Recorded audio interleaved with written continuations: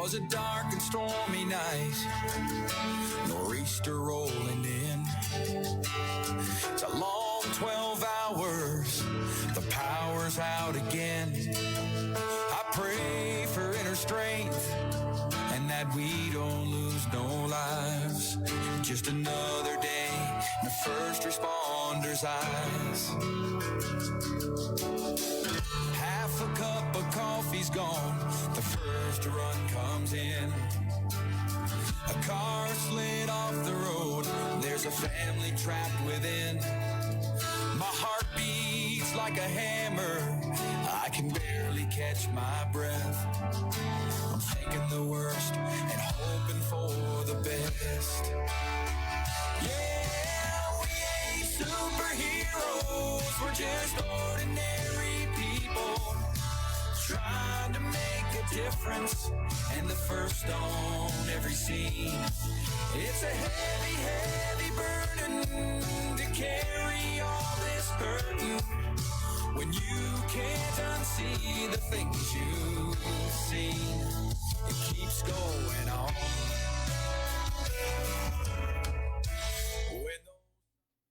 And welcome to the award-winning Mad Radio Show. This is your host, Sam, with my special co-host in studio today, Jeff. And we are live in the Fishbowl, coming to you from Globe Life Park, the heart of the entertainment district. And yeah, we're starting off the show with a different voice here, people. So how's everybody doing tonight? Jeff, how's it going? Doing good. Good week. I got to send a shout out right up front. Fiance Kara just hit 1 year cancer free. Woohoo! Yay! It's a pretty big day for us, and pretty happy. Awesome, congratulations. And it also happens to be Veterans Day. Yes. And a huge shout out to 99%. They are the show of Absolutely. the year. So 99% is broadcasting live from another location, which is why I'm starting the show, because John is in Rockwall and I am in Arlington tonight. He'll be joining us in a little bit on the Skype, so you guys will see his face. But congratulations to all of my brothers from another mother. You guys deserve it. Fantastic show.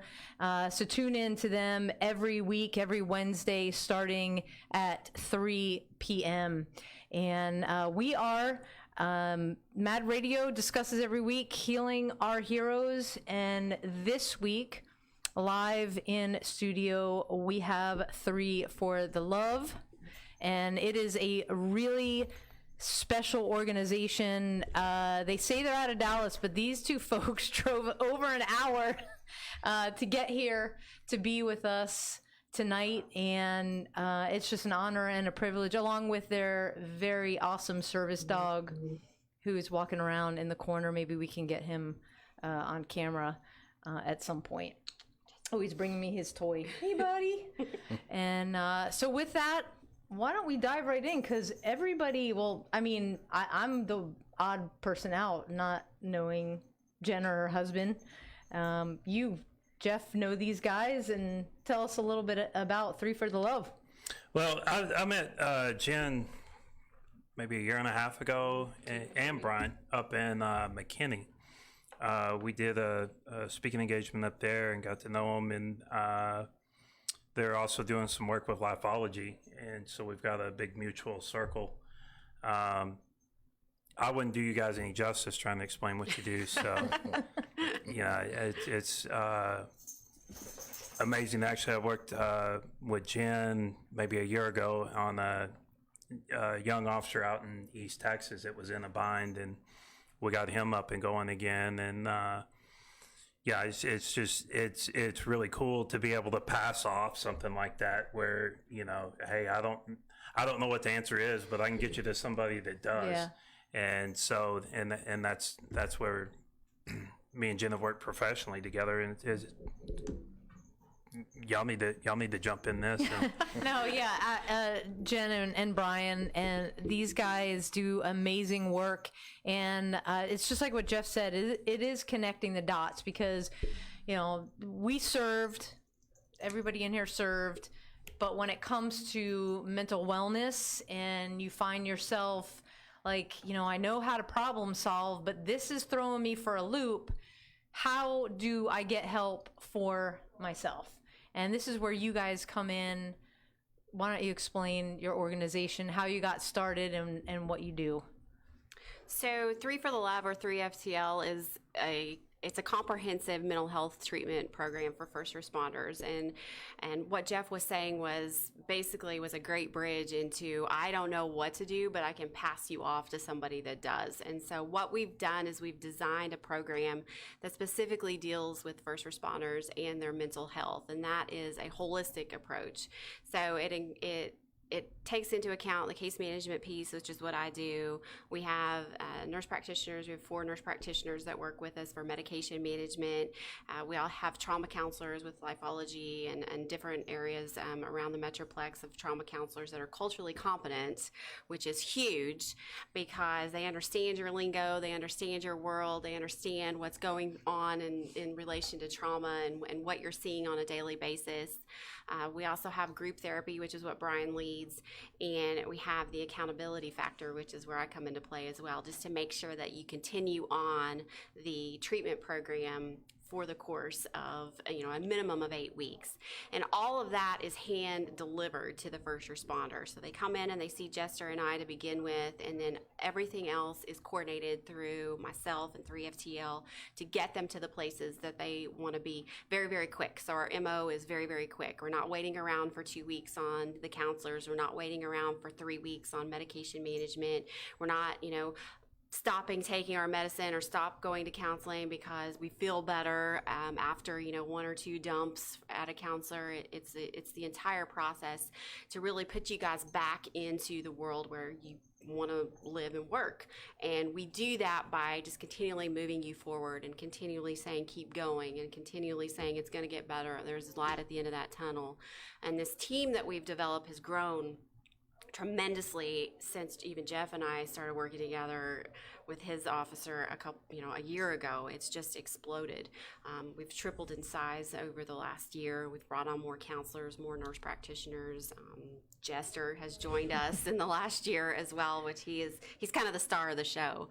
But all of this stemmed from pain and tragedy, from my own personal mental health breakdown, but also with Brian's, and I'll let him explain a little bit more about where that came from, but also from the death of one of our very dear friends that just didn't get the help that he needed at that particular point in time when he was struggling with mental health, because this world is so broken and it's not and shouldn't be left up to somebody that's struggling to try and navigate it. And that's what we do, and that's where we come into play. So passing it off to somebody that will say, here it is, just do it, and you'll get better.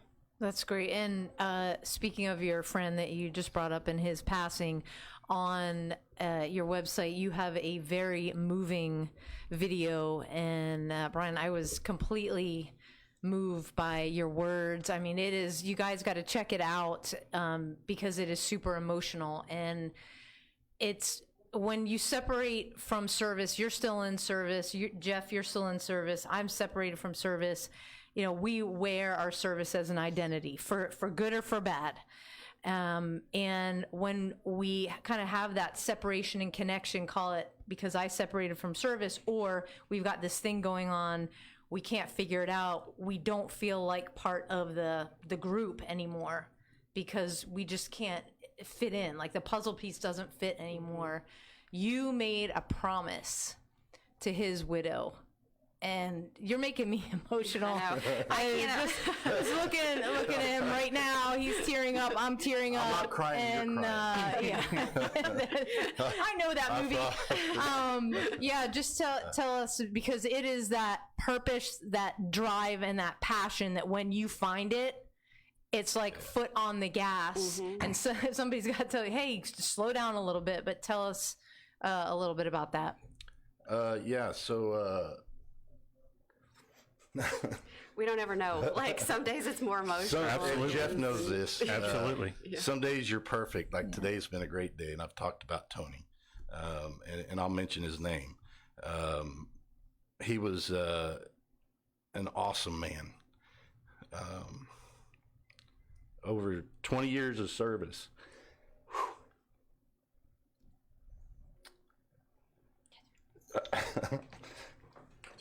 Anyways, so Tony, he meant a lot to our family. He meant a lot to a lot of firefighters. He did a lot of good in his life. The demons got a hold of him, and we've all got them. I've got them. I'm dealing with them. But Tony didn't have help, and we didn't know it. We didn't recognize the signs. I come up from 23 years of doing this, and we did not have any idea what was going on. We did. The people in the know did, but we were told to shut it down. You can't do your job if you got an emotion. You need to be cold-hearted. You don't need to have any attachments, and just shut it down. So we did, and he did. And the unfortunate thing is that we didn't know at that time. We didn't exist. I hadn't had my event. So I didn't really look at him as, hey man, you got a problem, or what can I help you with? And so when he passed, we were out of town when we got the phone call. And he lived right down the road from me. So, and I hope that his wife watches this, because I swear, and I know my wife swears, this is not going to happen. I don't care if I know you, if anything. We've had people watch a video that have nothing to do with us, and it saved them. And so if me saying this, if it cost me my career today, I don't care. I didn't get into this to make money and do everything. I want to help people. And finally, I can talk about it, and I can do something, and I'm going to do it. And I'm going to support her in everything she does and how she does it to get these guys and women, and to get them the help, and to know that it's okay to not be okay. It may be trademarked, but I'm saying it. We say it as a trademark. So Oh God, I said it. I said it today. I don't think so. Can you trademark that? It's okay to not be okay, and it's okay to talk. And so we're going to do everything we can to make sure that another person doesn't have to go through what his family had to, and and what he had to go through. So, that's what she does. She's the brains. I'm kind of the sappy one when we talk about him, but I just give her a pupil, something she can learn from. I have enough trauma in my life that she gets to study me daily. I was going to say you're a great case study. Yeah. Well, it's important. You say you lead the peer part, right? The group. Yes. And it's important to have that connection. I would be remiss in I forgot in the beginning of the show to give a shout out to Terry Fisher, Legion in I think it's 117 in Rockwall. And I'm sorry if I got the number wrong. They had me out this morning to representing a badge of honor. This is exactly what we talked about, is that we first responders need a community in which they can connect to, number one. But on the flip side, and the more complicated part, as you probably know, is what happens to our brain. Yes. It goes squirrely. Mm-hmm. And we turn inward, mm-hmm. and we pull back, and we self-isolate. That is, you look at every case study of somebody suffering from post-traumatic stress. So we know we have to reach out, but here we are through, you can call it stigma, but if you look at the chemicals imbalance in the brain, that's what it does. It makes us pull back, try and figure it out, because that's what we're wired to do. But the circuits don't work so well. And so being able to talk to somebody who has been through it, who is actively going through it, and almost, Jennifer, like you said, taking their hand, like, hey, this sucks. We know that this sucks. We are going to take your hand. You're not going to be forced to do anything you don't want to do. You're going to be surrounded by people who love you, who want you to be the best that you can be, and we're going to lead you through the process. That's what I am most just absolutely blown away with you all and how you do it. I think you said, like, when we first talked, it was like the hovering mother like with all the reminders. But it's true. it's super important though, because with action comes healing, and if you skip steps, you know, you can't go from step 1 to step 10. You can't sit across the table from me, talk about your suicidal ideations, and then tell me how many people you want to help. It's like, well, let's slow that train down because you need help right now. Yes. Right? Yes. And so if I'm a first responder, first of all, I'm going to connect with that video on the homepage. Absolutely. I build up the courage to call your number. You answer. Walk us through it. It's really interesting the way you said that, because 2 times on the way over here, it was bam, bam, right at, and when they call, I do answer the phone. It's me, and usually Jester's wandering around in the background, and they call me, and they 9 times out of 10 just start vomiting this trauma. They've never met me. They've seen me on, you know, I'm a normal looking person. It's that video. It's the video. It's him. It's a referral or something. And I'm on the phone with them and they keep going and they keep going. And I just listen to them, and nothing they tell me. I mean, I'm shocked at some of the things that come out of their mouth, but they're not going to send me into PTSD I have it. So it's okay. So, but they call me, and I try to get them in to see us out of a room that with the nurse practitioners that they've donated this room where we can do intakes, and we bring them in within 24 to 48 hours to see me. They're with me for 2 hours ish. We're doing a thorough intake on them. They can go into as much talking to me as they want. They can go into as little. Some of them do. The floodgates just open, and at that, I'm kind of assessing. Brian says, you're the paramedic of this whole relationship. It's a triaging, stopping the bleeding and trying to get them to where they need to go. But with me, they're doing the intake, and then I'm taking care of. We do labs at this particular meeting. We have the nurse practitioners that are there that will do the chemical labs on them, looking at the CBCs, looking at the testosterone levels, the cortisol levels, vitamin D if we need to, the thyroid panels. That's done, and then we bring them back in to see the nurse practitioners within, again, 24 to 48 hours. It depends on their shift, but again, our MO is buckle up because it goes quick once they hit our door. The next step is, again, within 72 hours, they're in to see one of our 5 trauma counselors that we utilize, and then it is in our contract that they see those counselors once a week.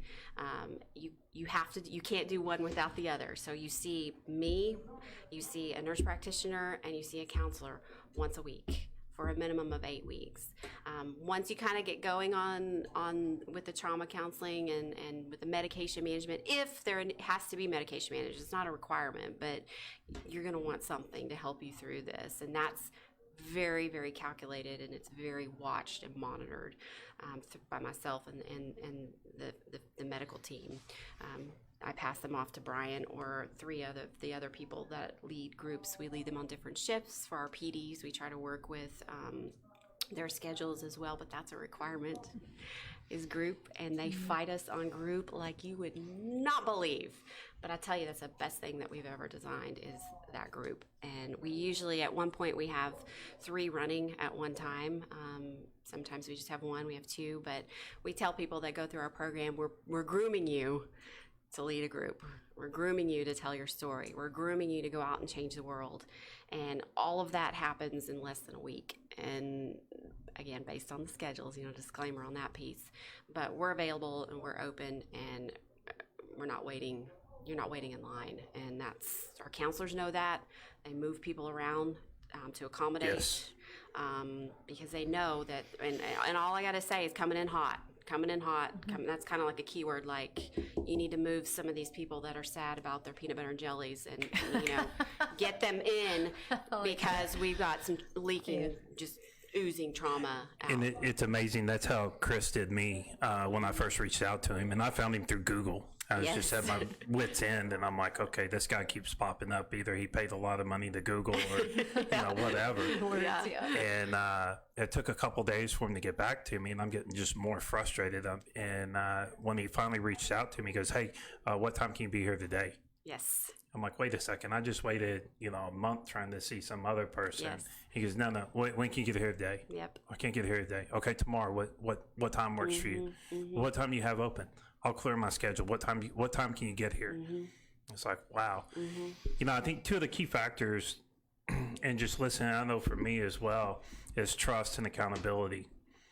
By nature, we don't trust anybody. Cops don't trust anybody. Right. And, you guys on the fire side are probably, right underneath our trust factor as far as our circle. Well, we can trust most firefighters.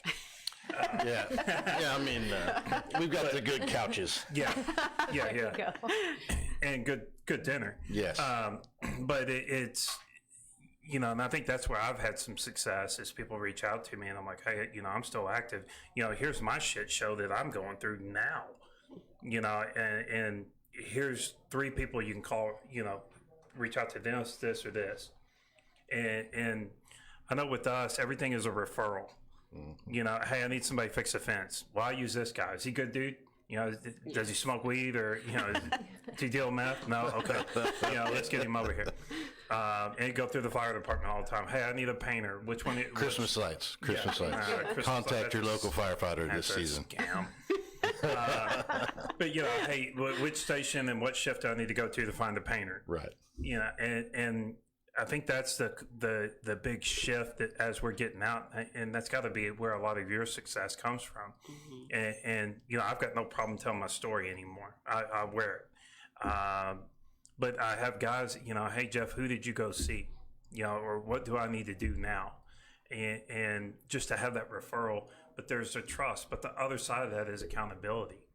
And cops are the worst. We will come up with every reason to miss court, to miss training, and to miss therapy. We're going to figure out a reason why, man, I worked overtime, or man, I think I got to work overtime, or I'm going to pick up an overtime shift so I don't have to go sit on that scary ass couch. I'm going to go to court. I'm going to go to court instead of go to therapy. Yeah. And that's what I think is so unique with you guys is you do have that helicopter parent sitting there going, no, hey, it's 1 o'clock. Where are you at? Yeah. And I think that's what we need. We have to have that, or otherwise like I said, we'll come up with every excuse in the world because and it's all fear. Fear is the most dangerous part of this, and it's what is it? Forget everything and run, or and face everything and rise. And thank you for that quote, by the way. Yes. That's in my slide deck. Cool. Yeah. That's one of our. Really, that's a factor, and that's what kept me, bound up for so long. I'm like, man, I'm not going to talk to anybody. And the couple times I went to counsel, and I talked to somebody that looked at me like I was an alien. They never talked to a cop other than on the side of the road. And once I finally found that connection, it's like, man, and then as my success,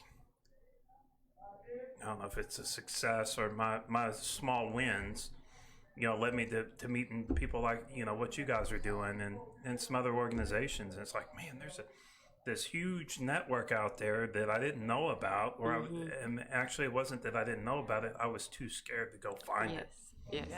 And like I said, the trust and accountability is the key to y'all's success, I believe. And that's just from a cop's viewpoint, at 10,000 feet, looking at what y'all do. But it's amazing. But you were talking about Tony, the first way you described him, he's an amazing man. Not an amazing firefighter. Right. He's an amazing man. Yeah. And those are the people that that drive that passion. I have a Tony in my life. He lost him to a heart attack, but man, that guy was my world professionally. And then I learned so much on a personal level from him that I didn't even know until he was gone. And you're like, man, those are the people that drive you. God bless you for being that vessel. And I want to go back to talking about group, because it's like you said, okay, we don't want to talk. After 9/11, we had one debriefing. We already know now, all these years later, you got to talk. Whether you're going to sit in the group and you're not going to share, or you're forced to share, whatever. I thought that, Jeff, when you shared your story the first time, that I heard it, and now with what we do with the Badge of Honor, talking about how impactful group is. And it's kind of, if you haven't figured out, Jeff is very humorous the way he shares. Colorful. Okay, like colorful. Okay, we'll go with I colorful. like that. Yeah. Talk about the first time that you had to go through group and why it was easier for you listening to all the stories, because you didn't want to do that either. No. And I've been through a couple debriefs, and number one, we were debriefing wrong. We had peer counselors that were doing the debriefs, but they were hard peer counselors. And I don't have very many filters, and we get into a debrief, I'm going to tell you exactly what I'm thinking. And there was times that before I got to the truck, from the time, from where we met to where I got to my truck, people are calling, going, I can't believe you said that. Well, hell, I'm not saying another word in the debrief, and until you order me to go sit in the debrief, I'm not showing up for another debrief. And again, it goes back to a trust factor. And, cops, and I don't know, on the fire side, we gab like a bunch of schoolgirls, man, and I mean, the rumor mill is hot. Oh, yes. Hot. Tell a firefighter. Yeah. Was it, I should know this, and all the firefighters are laughing and saying, what a dumbass. But was it telephone, tell a friend, tell a firefighter? Yep. Yes. So, the grapevine runs very thick.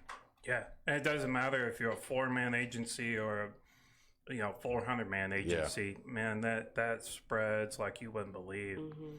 But I mean, that was where, and that was in the middle of really fighting some hard things. I mean, we're answering calls that we're having to do debriefs for.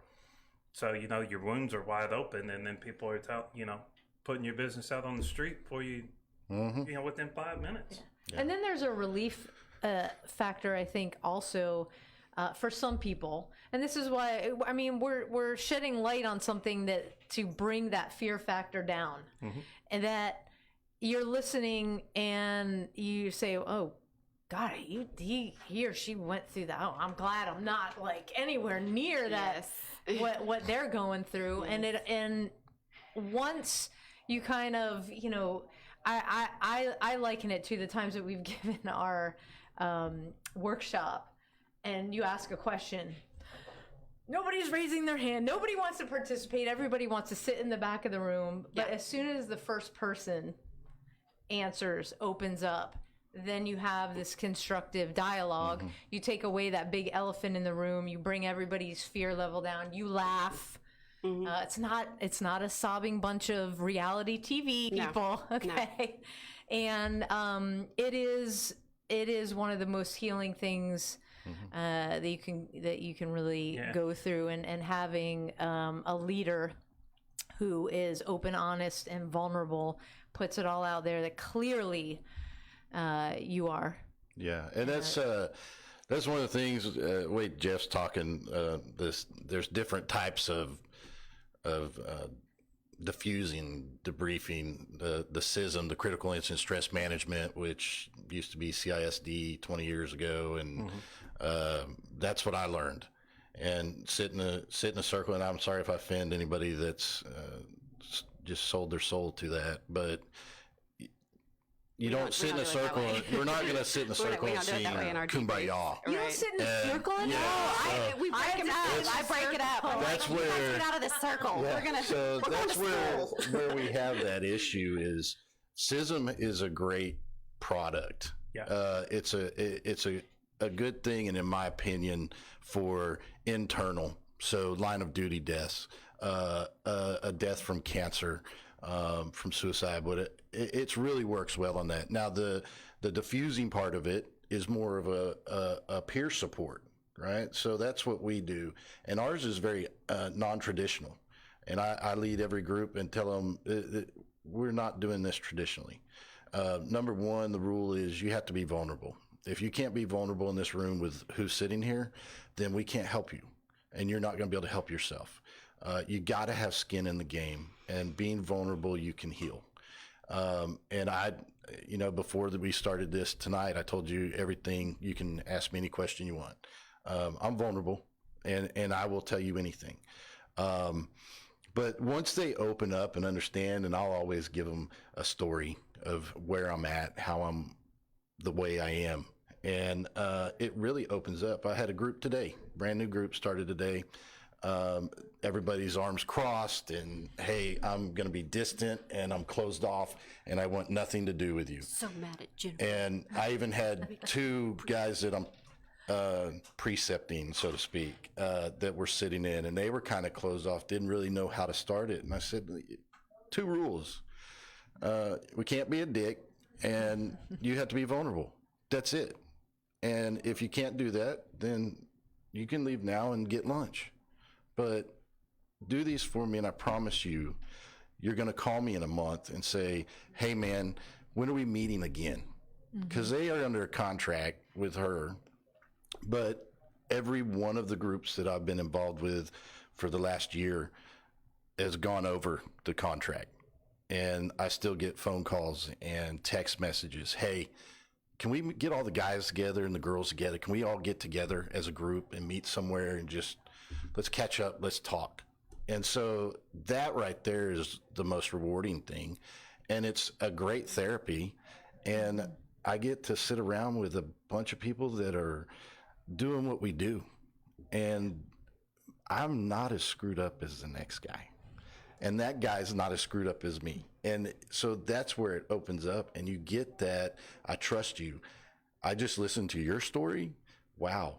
And by the time you get around the circle, so to speak, you're like, well, maybe I can do this, because what he just said was earth shattering. And he just said it in front of a bunch of strangers. So now I can talk, and now I can get out there. So when I saw Jeff talk in McKinney the first time, I mean, oh my God, talking about powerful.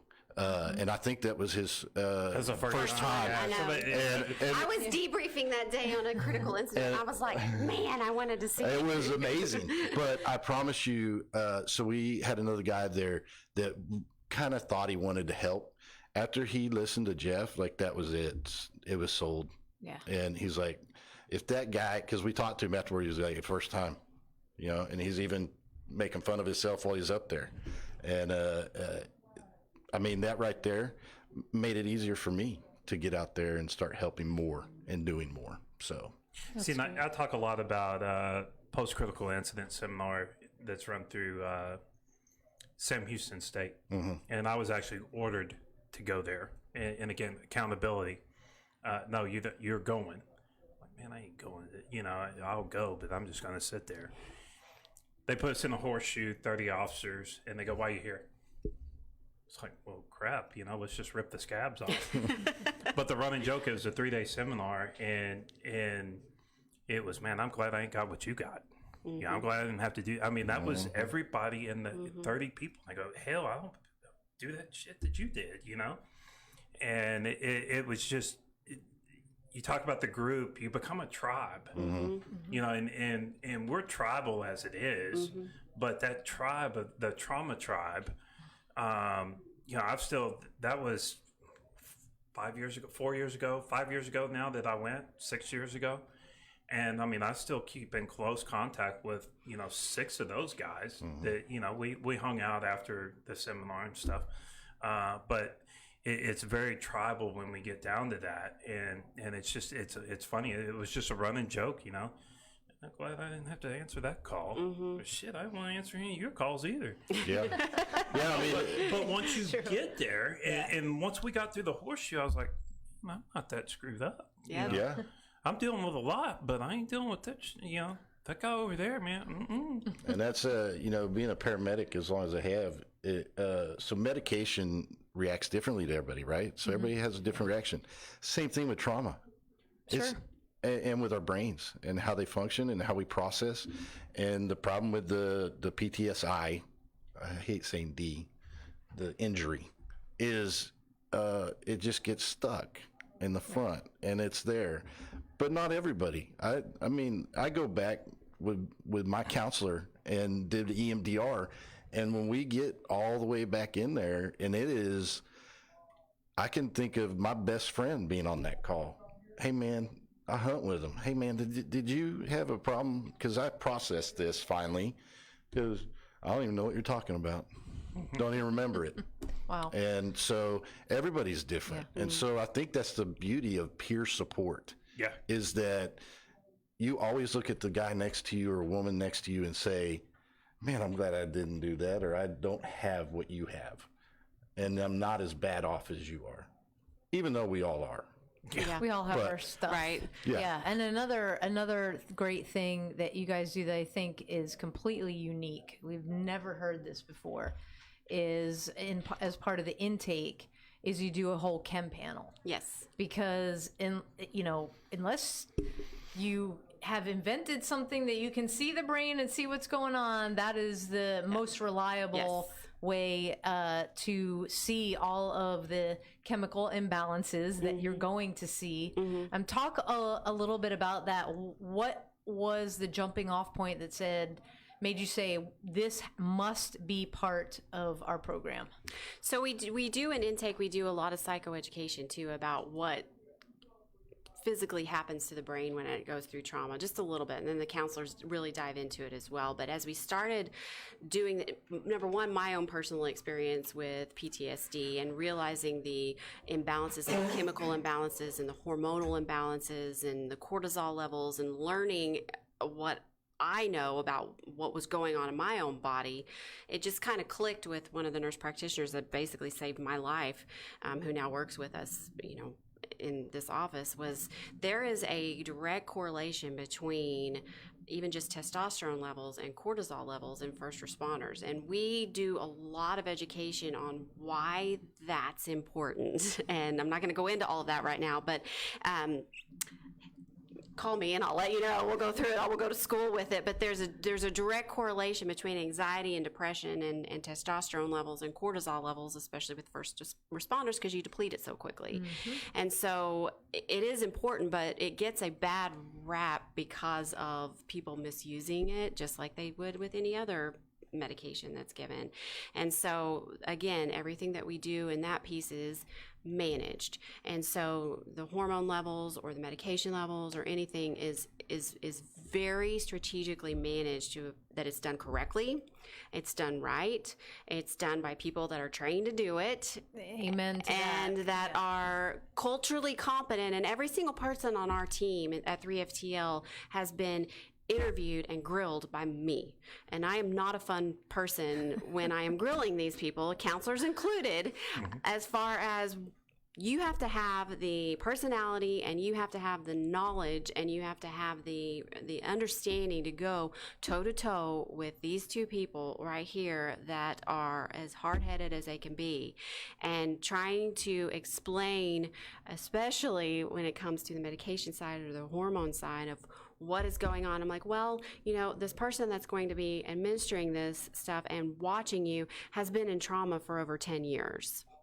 That's what she does. And so she kind of knows what's going on, and, not just throwing textbook stuff at you because that's what the textbook says. But I don't think, had I known what that stuff being the medication or the hormone piece of it did to me and how it changed my life, and then threw myself into school again to really understand it, would we be promoting it? Yeah, it's because it's a complicated process. It is extremely complicated within the body. Yes. I mean, I went through all of my cortisol was running on adrenaline. Absolutely. And what most people don't know, I didn't know until I was educated, was it adrenaline. You don't actually know you're running on it. Correct. Because it mimics what, that stress reducing effect of cortisol. And so what happens when you keep running through your adrenal system. Okay. Yeah. So I go to the doctor and she said, well, I don't know how to tell you this, but that cardiac thing that goes beep, beep, beep, you're like beep. So I was like, come again? Because I don't feel like I'm flatlined. She's like, you may not feel it, but this is what's happening in your body, and we need to peel back the layers of the onion. We need to look at and examine everything that you're doing, right down to the workouts, because mental wellness, physical wellness. Yep. You got to have both pieces. And realizing that what I was doing in my workouts was actually putting even more stress. Yeah. And I was like, Because you're burning through whoa. everything quicker. Yeah. Yeah. And then you live in fight or flight. Constantly. Yeah, that's the constant big thing. thing. You know, and that was my big aha going through EMDR. Because you get used to it, Chris right? finally told me, he said, Yeah. you're coming out of fight or flight. Jeff, you've been in fight or flight for like 15 years. Yep. Well, and that goes down to the hormone level is because you have nothing to pull you back down if you deplete And And we get used to it, and we don't think anything is off the rails. But everybody else can see it, but I'm like, I'm good. Right. Your problem. Yeah. right. Right. the medication piece, I fought forever. And there's a big, so we talk about smash the stigma of PTS. There's a huge stigma in first responders about taking meds. I'm not taking meds. They find out I'm taking meds, I'm going to end up on the rubber gun squad. I finally had a doctor explain it to me, and he said, Jeff, do you take blood pressure meds? Yes. Yeah. Why? Well, because my blood pressure's out of whack. So why are you so scared about taking meds for brain chemistry? Your brain chemistry is just 10 times more screwed up than your cardiac system. So why? And I was like, well, and I'm still trying to argue, and I'm like, shit, I got nothing. Well, write the script, and let's see how this works out. And after that, everything just started leveling out. Yeah. It's like, wow, And that's I'm going to answer this because this is the biggest problem. Yeah. Is and not to downplay our medical community, but and they're under a tremendous amount of stress right now. But you go to a primary care physician I knew you for were a going down this primary. road. Yeah, exactly. The way Jennifer even explains it, she goes, are you going to go to your primary care for your heart? No, you're going to go to a cardiologist. Are you going to go to a eye doctor for your foot? No, I'm going to go for the specialty. So let's go the neurological route, and let's go to the people that know the brain and how it operates. And that's where the psychiatry end of it comes in.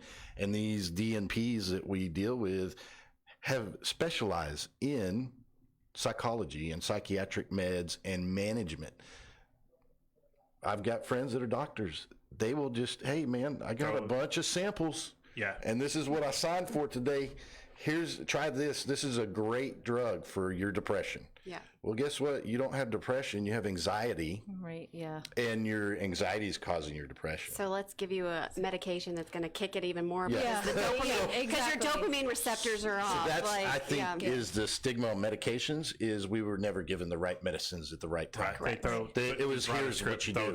Yeah. And so now you get to finally the medication management aspect of this program that she's helped amazing. create. Yeah. That's where it matters. And the nutrition as well, Yep, all that. and we have that too, but because the medication we say is a needed tourniquet to stop the bleeding and to give you the level playing field so that you can go through and actually fix the problem, which is where counseling comes into play and the group comes into play and resiliency comes into play. Because guess what? A big part of our program too is if you don't have a hobby, here's some volunteer hours. We're going to give you something else to do to make sure that you realize that there's stuff to do outside of your job. So they have 1 week to come up with a hobby. And I don't care what it is. You can whittle on the porch for all I care. You better do something To occupy yourself. to occupy your time so that you're not reaching for alcohol or pills or something along those lines, illegal pills along those lines. But if you don't, then guess what? Here's some volunteer hours at Patriot Paws. Yeah. Here's some volunteer hours at 3FTL. We need you That's to do great. something, and we also want to incorporate exercise because even going back to the medication piece, the goal of it is to get you off of it. Amen. And so and by the end of our program, we'll ask, not me, I'm in the corner taking notes with Jester, but the medical team will ask, you're good. And ours is a holistic approach again. And so we actually have case reviews we used to do every week, but now we do it once a month because we just have so many people. We can't do it once a week. What do you think, counseling team? What do you think, medical team? Are they ready? Can we start weaning them off of this? Can they drop down to a lower level of care where they're not going once a week? Everybody has to agree on that before they drop. And the same is true with medication is, we think they are stable in with their coping mechanisms. Their resiliency is built. They're doing great at work. all of that is, looked at, and then we go to the first responder and we're like, okay, it's, you can come start weaning off these meds, and we don't dope them up or, gork them out. And 9 times out of 10, they don't want to, because they feel better. Yeah. They've got the resiliency built, they've got the counseling, they've got the coping skills, and now their chemicals and hormones are back in place, and they feel better. And one of the things the first responder told me is like, I didn't know there was a better way to live. I had no clue that I didn't have to be angry all the time. I had no clue that I didn't have to have nightmares or panic attacks or hate my job. But yeah, if you swallow a pill and that's all you do, it's not going to get better. It's not going to fix anything. It's a Band-Aid. Right. If you don't sleep, nothing's going to happen. Like, that's the first thing. Yeah. Sleep. Yeah, that's the biggest thing that I think I needed to learn is we got to get this back in check so that this can tune in. Absolutely. Because again, you can take the pills, you can take the medication, but if you're not sleeping, it still is not gonna. It's not gonna work. But I cannot believe the show has flown by. Yeah, we no could kidding. talk to you guys for a whole another hour. There's so much. There's so much more to dive into on this. I want to thank you so much for making the drive. Guys that are listening, over an hour they drove to be with us to impart their wisdom. This has been eye-opening, and I'm like, shoot. I mean, I went through some crap. And this is eye-opening to know that I already know my journey is never over. Like, I handled all that, no flashback, I'm not in it anymore, but there's always so much more to learn. Mm-hmm. And that's another part. You can't stop learning. You can't turn that switch off. You can't stay stagnant. You gotta, I think Travis Howes said it best when he talked about post-traumatic growth. Yes. It's huge. Yeah, you got to keep going. So I thank you so much. How can a first responder or a family member of a first responder that notices their loved one in crisis, how can they reach you? So on our website, my cell phone number is on there, and our website is 3forthelove.com. The number 3. The number 3, yeah. I know it's girly. It very much is, but it's tattooed on my wrist, so that's not going anywhere. But they can reach out there to us, and they can message us through our website as well. But my phone number is on there, and texting is good too. Sometimes we're in clinic and I can't get to you. But there's a lot of other resources we just didn't have to go into today. We have a spouse program that's specifically designed for the spouse, the debriefing and the resiliency and everything that we do with this. But if we can't help you, we will find somebody that can. And we have a lot of people that call us now because they get our number off of an insurance panel or something. And I'm like, we don't take but here is a group of people that we will refer you to, because that's who we refer the first responder kids to, is this group of people. And so I never, even a non-first responder calls me, I'm gonna find you help. That's just what I do. Awesome. Thank you guys so much again. Hey, for everybody that's been listening, thank you for tuning in. Don't forget to visit our YouTube page. All right, folks. I know we got more than 9 people that listen. So go onto our YouTube page, Mad Radio Texas. Hit the subscribe button. All of our episodes are on there. You can revisit them, replay them, get all this amazing information that is posted there. And hey, if you want to support the show, after the show is over, you can go onto the Mad Radio Facebook page, scroll down, you'll see all the books that are available for purchase, including mine. Support the show that way, or support the show in what I've been told is the most unique way, by getting your Texas license to carry. Yes, I said it. Get some pew pew. I got some pew pew therapy at the range today with my husband. Thank you, Steve, so much. It was awesome. But yeah, if you want your Texas license to carry, hey, crazy times, folks. Go on to carryintexas.com and click on where it says start here. You'll get all the information you need. And until next week, to all of our brothers and sisters out there in blue, red, green, and beyond, You are in our hearts. We love you very much. We pray for you on a daily basis. And remember, it's okay not to be okay. You just cannot stay there. If you are a first responder and you are listening to this, December 11th, it's a Friday, abadgeofhonor.com. We are in Garland putting on our 8-hour workshop. 2 cold credits are available. Again, abadgeofhonor.com. Our contact information is right there. So until next time, stay kind.